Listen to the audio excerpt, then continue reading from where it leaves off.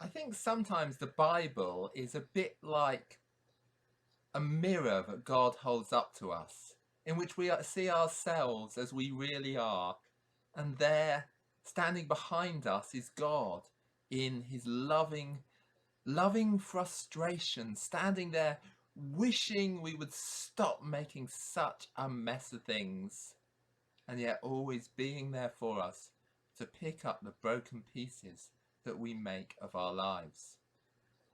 Indeed, the book of Genesis is particularly like this. The book of Genesis might be called the book of gaffes, a book in which God shows his promises and in which human beings, time and time again, make it a complete mess. And yet somehow, out of this mess, God draws a hope for the future, a hope that will lead to the forming of a chosen people, out of whom eventually the Messiah, Jesus, will be born. So today's sermon is on Genesis chapter 37, the beginning of the Joseph saga. And I'd like to look at it under three headings: a failure of family, a failure of faith, and a failure of freedom. A failure of family. Jacob settled in a land where his father had lived as a foreigner, the land of Canaan. This is the story of the family of Jacob.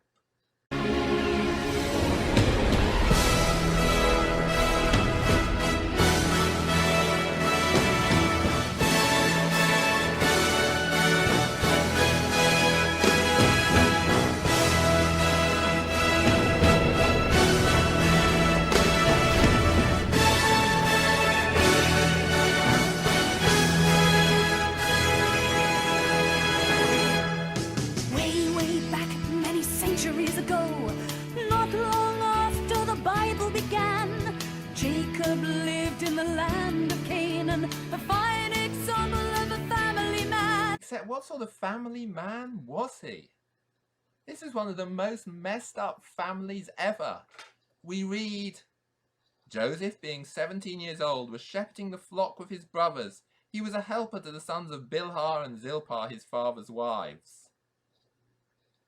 That's a very polite way of putting it. Bilhah and Zilpah were not wives. They were a couple of slave girls whom Jacob had had sex with. Jacob had fallen in love with the beautiful Rachel, but her dad had tricked and forced him into first marrying her elder sister Leah, who he never loved. But then things didn't go smoothly after he married the two sisters, because Leah had lots of children. She gave birth to several sons, I think it's 5 sons, and Rachel just couldn't have a child. In desperation, Rachel turned to her husband and said, "Go and shag my slave girl. Any kid she has can count as my child." Well, now, Leah, who was quite a lot older than her younger sister, was starting to have fertility issues of her own. And she got jealous that her sister had found a way to produce a child through this slave.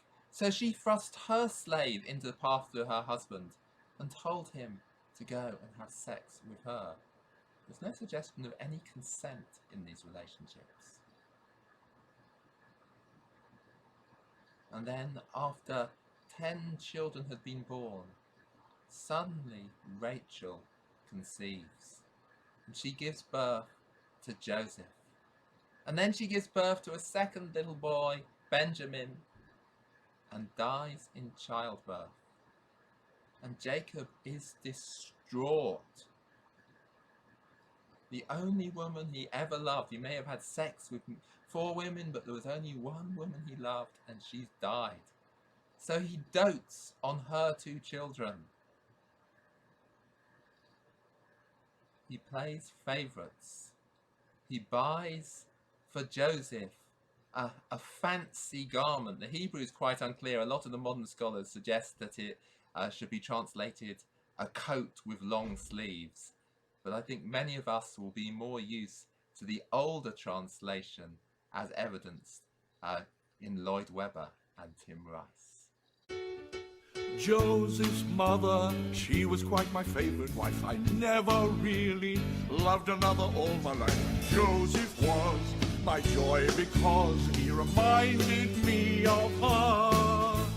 Through young Joseph, Jacob lived his youth again, loved him, praised him, gave him all he could, but then it made the rest feel second best. And even if they were Being told we're also rats does not make us Joseph fans. but where they have really missed the boat is We're great guys, but no one seems to notice. Joseph's charm and winning smiles failed to slay them in the aisles, and their father couldn't see the danger. He could not imagine any danger. He just saw in Joseph all his dreams come true. Jacob wanted to show the world he loved his son, to make it clear that Joseph was the special one. So Jacob bought his son a coat, a multicolored coat to wear. Joseph's coat was elegant, the cut was fine. The tasteful style was the ultimate good design. Joseph's brothers weren't too pleased with what they saw. We have never liked him all that much before, and now this coat has got our ghost. We feel life is unfair. Here's the sons of the slave girls slogging their butts off in the field. And we read, Joseph brought a bad report of them to his father Jacob. And the little princeling, well, his dad buys him an Armani, a Gucci coat. You can imagine how his brothers feel. But this is one messed up family. It didn't start in this generation. Jacob stole the inheritance of his brother Esau. Before that, his father, well, his grandfather Abraham had a little baby by a slave girl, Ishmael. Ishmael had grown up to be a young teenage lad, looked on by his father, had spoiled, given everything he could want. He was the heir of the family, until in his early teenage, his dad finally manages to have a legitimate child. And then Ishmael and his mother are cast off into the desert and left to die, would have died if God had not stepped in to rescue them. This is one messed up family. Your family may be messed up too.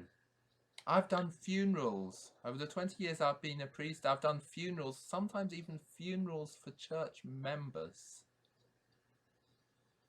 where the surviving children are barely talking to one another.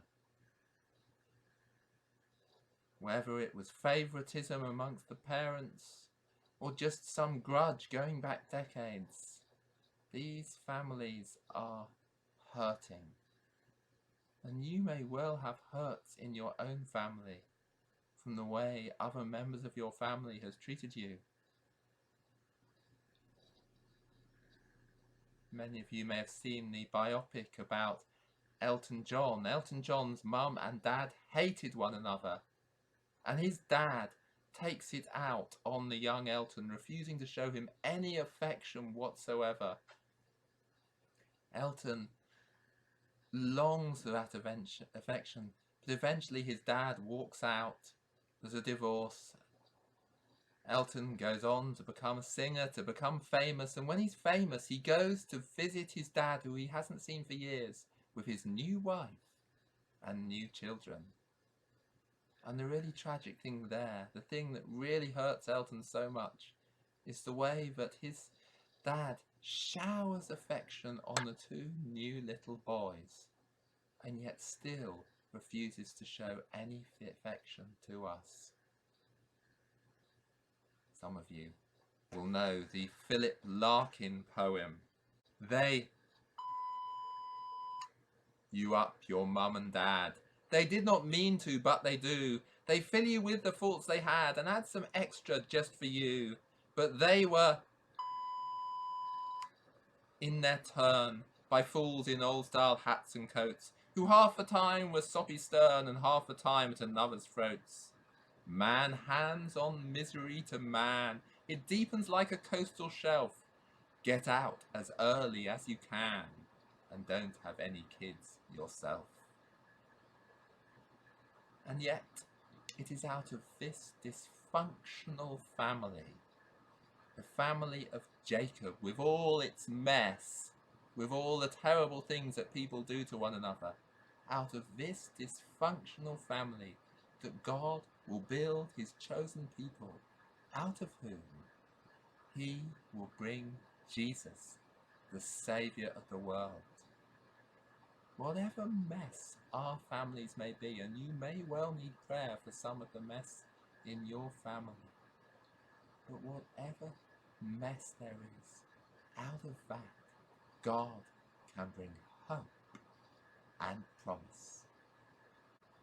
A failure of family. Secondly, a failure of faith. Joseph is the one God speaks to. Listen to what it says in our passage. Listen to the dream that I dreamed. There we were, binding sheaves in the field. Suddenly my sheaf rose and stood upright. Then your sheaves gathered and stood around it, bowing to my sheaf. These are messages from God. And Joseph, quite frankly, is an arrogant sod. There is a story told of Gandhi when he was living in South Africa. Gandhi was fascinated with Jesus.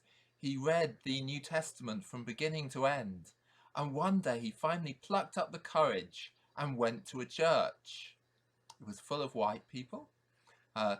He loved the singing of the hymns. He found the sermon very inspiring. And at the end of the service, the vicar came up to him and said, "It was lovely to have you here today, but perhaps next week you'd be more comfortable going down to a road, to a church full of people like you." Gandhi never stepped foot in a church again. Whenever we went on school trips, my head teacher used to say to us, "You are ambassadors for the school, but you do not have diplomatic immunity." The Bible actually tells us that we are ambassadors for Christ, 2 Corinthians 5:20. We are therefore Christ's ambassadors, as though Christ was making his appeal through us. As Teresa of Avila puts it, Christ has no body but yours, no hands, no feet on earth but yours. Yours are the eyes by which he looks with compassion on this world. Yours are the feet with which he walks to do good. Yours are the hand with which he blesses all the world. But what about the times when we're failures as ambassadors? What about the times when we look not with compassion, but with disgust? When Christ's feet walk not to do good, but to walk away. When Christ's hands don't bless others, but just grab for ourselves. Joseph is a pretty terrible example of a Christian. He sees the fact that God has spoken to him not as a call to service, but as a cause to gloat. I'm more important than you. I've been exploring TikTok a bit recently, and sadly, when I look on TikTok and look up Christian videos, I'm yet to discover any videos that really tell of the Christian message.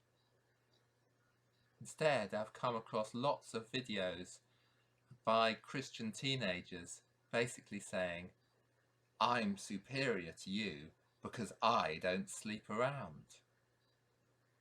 Well, it's not just teenagers on TikTok. There's a bit of Joseph in all of us. We all like to act or think as if we're superior to other people.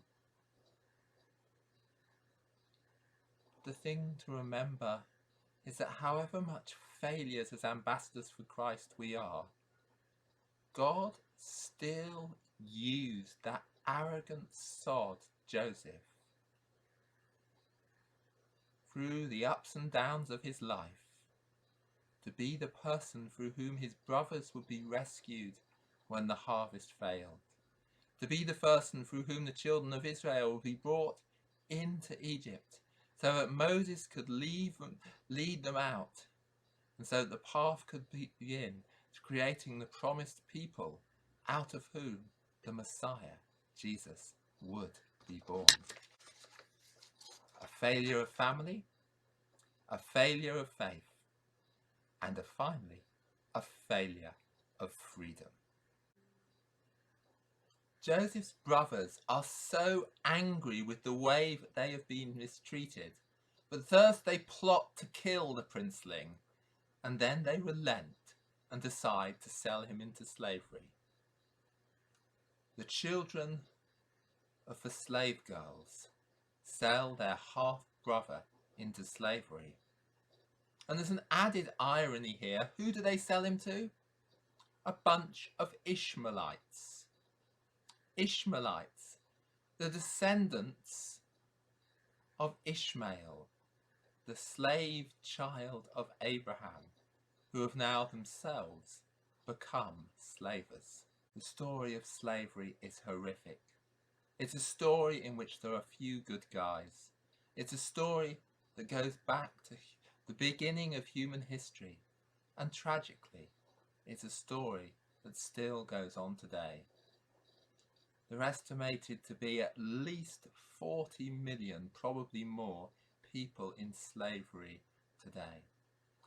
In some countries like the Sahel belt in North Africa, Chad, Niger, Mali, in those countries slavery is totally out in the open in the rural areas. There are people born into slavery, their children will become slaves, their children may be taken from them and sold at the marketplaces to other people. They have no rights over their lives or their bodies.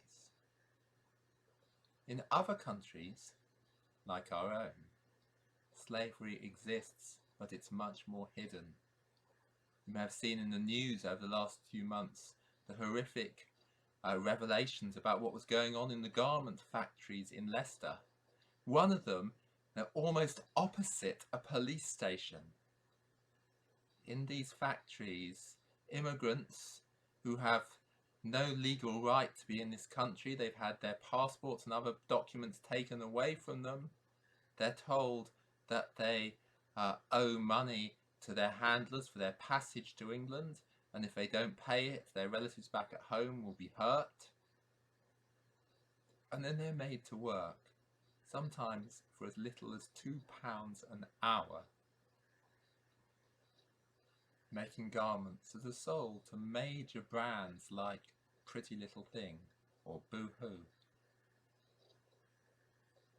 This is going on right under our noses. The story of slavery is horrific. It's a story in which there are few good guys. It's a story that goes back to the beginning of time. But it's a story where God from the very beginning has been opposing it. God rescues Ishmael and his mother, the abandoned slaves in the desert, and saves them.